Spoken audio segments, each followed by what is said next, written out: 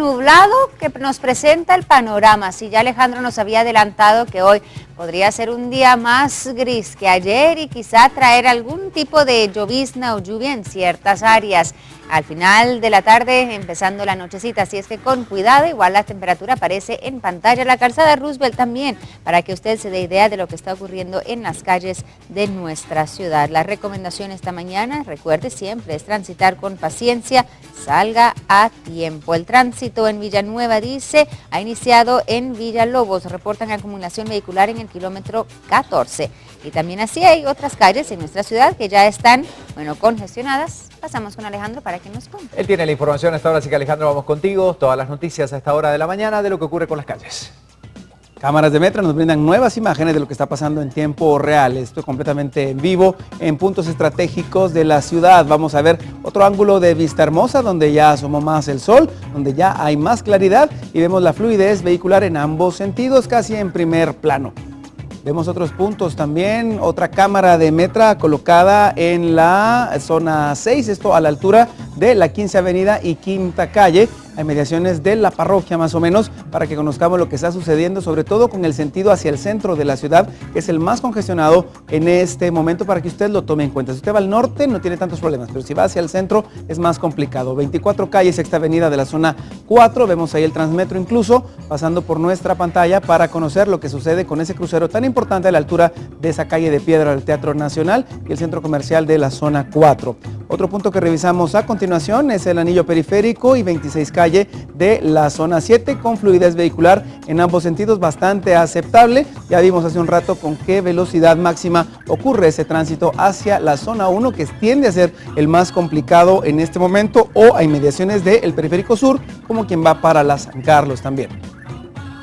¿Qué otra cámara tenemos? ¿O tenemos imagen en vivo de Roosevelt? Ustedes me dicen, no, tenemos lo que pasa con Waze. Y aquí está lo que está sucediendo con la avenida Petapa y también con la Atanasio Tzul. Estamos hablando del sur de la ciudad. En otro punto, 7 kilómetros por hora la máxima con la que los vehículos se están dirigiendo hacia el oriente, como dejando la zona 21 o la zona 12 sobre la Petapa, a la altura de Cerro Gordo, de Residenciales Petapa 2 o incluso de Nimajuyú. Voy a acercarme un poco más para ver más datos importantes de lo que está sucediendo con la Petapa y con la Atanasio. Vean la Atanasio Tzul en este momento cerca de la fábrica de pasta de dientes. Ahí están, 20 kilómetros por hora como velocidad máxima en sentido oriente, sobre todo aproximándose al área del Trébol y Boulevard Liberación. Es bastante complicado el movimiento vehicular en este punto. Vamos a ver lo que está sucediendo ahora en otros puntos del sur de la ciudad para conocer, por ejemplo, con qué velocidad máxima se dirigen los automovilistas de otra parte del sur de la ciudad. Estamos hablando de Boca del Monte hacia el centro de la misma y no tenemos mayores datos, pero podemos revisar en este momento lo que ocurre con Carretera El Salvador.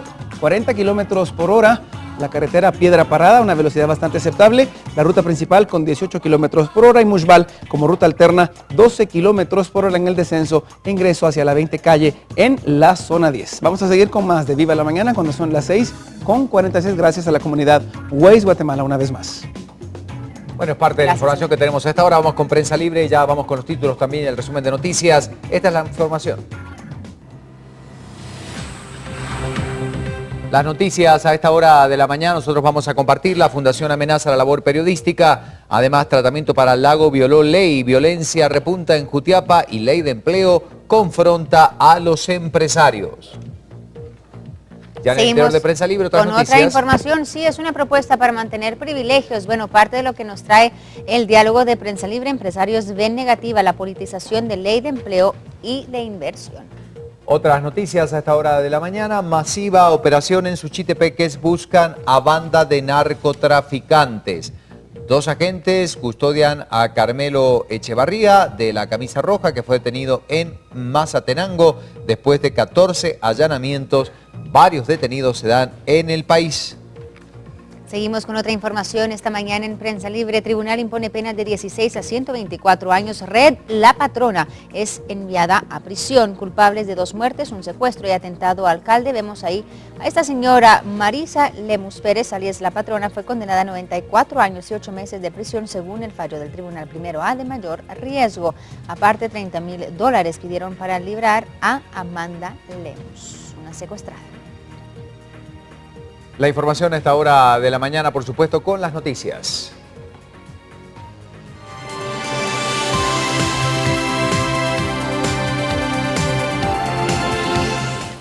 Bueno, el Tribunal Supremo Electoral de debate entre llamar la atención, emitir una multa e incluso suspender nuevamente al Partido Patriota por la distribución de bolsas seguras con la imagen de Alejandro Sinibaldi, precandidato a la presidencia, y la diputada Mazariegos. La decisión final aún no se hace pública, sin embargo trascendió que el Pleno de Magistrados sancionará al partido oficial con una elevada multa en base a cobrar $125 por cada bolsa entregada a los beneficiarios de Huehuetenango. Mientras tanto, se espera que la resolución se oficialice esta mañana tras ser notificadas las partes interesadas en este proceso. Debemos recordar que el Partido Libertad Democrática Renovada, líder, solicitaba que se suspendiera definitivamente al Partido Patriota por la reincidencia en este tema.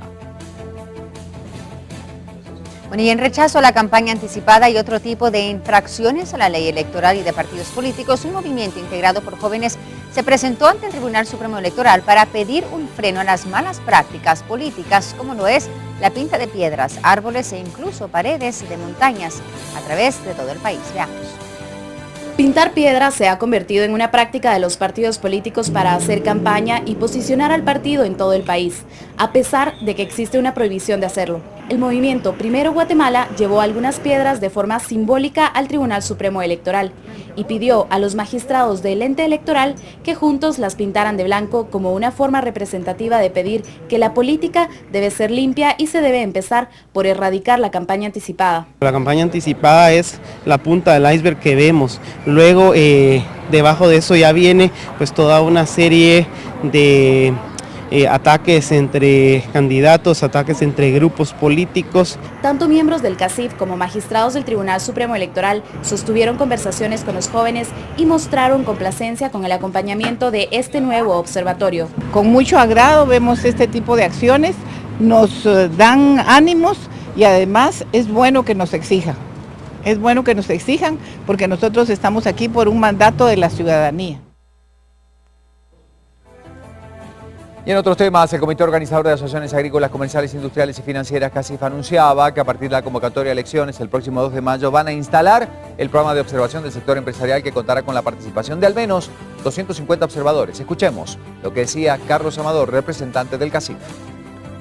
El mensaje son dos cosas: los recursos necesarios para el proceso y a tiempo, es decir, que se determinen cuáles son los montos que se está requiriendo la institución y por otro lado que los tengan en el tiempo adecuado para poder llevar a cabo el proceso. Las debilidades son esas, no hay recursos y se deja la improvisación o tener que reaccionar contra el tiempo, teniendo el tiempo en contra, y eso le hace el proceso más difícil a todos los involucrados en el proceso electoral.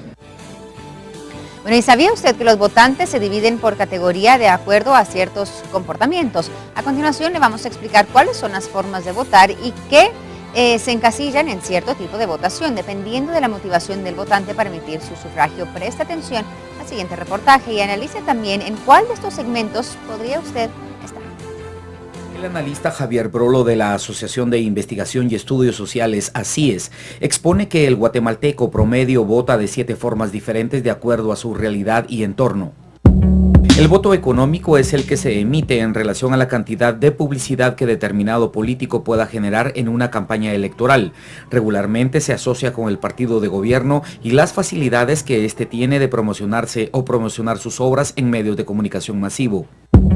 El votante económico egoísta es el que emite su voto a partir de la mejoría en el nivel de su economía, es decir, si su salario sube es porque hay un buen gobierno, no importa la situación de los demás.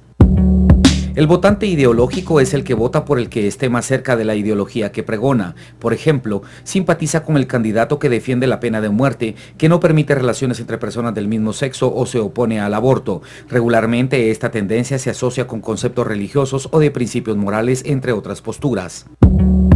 El votante estratégico es el que emite un voto de castigo al ver que su partido no tiene posibilidades de llegar a los primeros lugares y regularmente ello se da en segunda vuelta. El estratégico también vota cruzado. El votante social es el que vota de acuerdo a cómo eligen sus allegados, familia, amigos, entorno. De hecho, hasta la fisonomía de un candidato lo puede inducir al voto. El votante de etnia o grupo es el que se inclina más por alguien a quien considera similar o del mismo grupo étnico. El votante clientelar es el que se convence que el mejor candidato es quien regala y suministra alimentos y enseres sin importar los problemas de fondo o el origen de ellos. ¿Y usted de qué manera votará?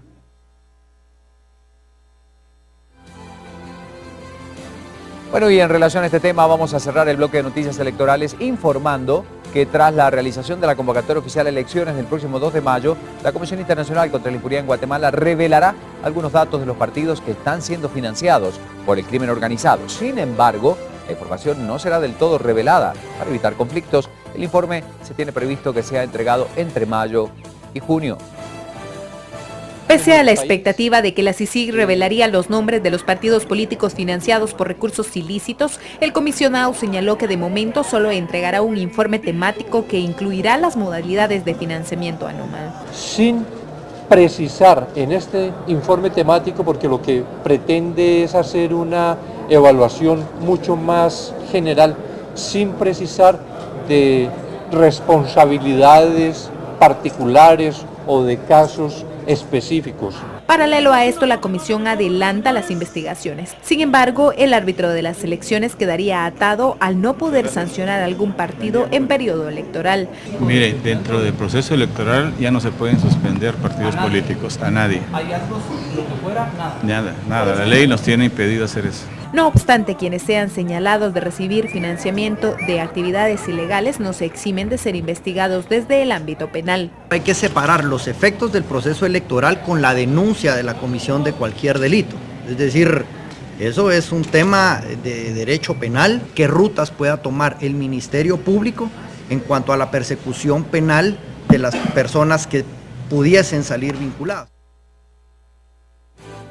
Más información a esta hora de la mañana, nos vamos con Alberto Cardona, él está en las calles.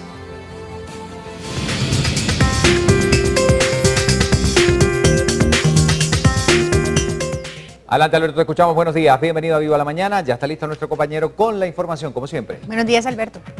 Buenos días a los televidentes de Viva la Mañana, me encuentro localizado en inmediaciones del Trébol, donde hace pocos momentos autoridades de la Policía Municipal de Tránsito de la Municipalidad Capitalina pues nos acaban de informar que este día se estará registrando un verdadero congestionamiento vehicular en distintos puntos de la ciudad capital. Esto debido a una serie de actividades, algunas religiosas y otras a nivel de carácter estudiantil, entre estas la que tienen previsto realizar estudiantes de la Universidad de San Carlos de Guatemala en el cierre de algunas calles en la zona 1 con relación a la altura del Paraninfo Universitario, debido a que a partir de la tarde y noche y parte de la madrugada se estarán realizando y elaborando por lo menos unas 32 carrozas de las diferentes facultades de la Universidad de San Carlos de Guatemala con relación a la actividad de los 117 años de tradición huelguera, el desfile bufo que se estará realizando mañana en el centro histórico.